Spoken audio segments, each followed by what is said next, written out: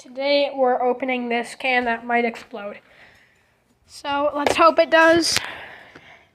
Shake it up a bit, well, a lot. So I left this in the freezer for a long time. 3, 2, 1. Oh God! Are you good? Oh, it bubbled up a lot. Oh God.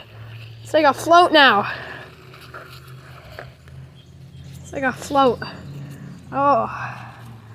That's weird. Oh, it's dripping down. I'm gonna take a sip. Oh, it tastes way better than like normal ginger ale.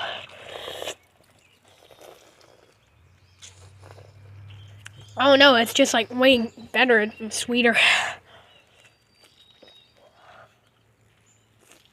Try this at home if you want. I don't know, but it might explode, so I don't know. Try it if you want.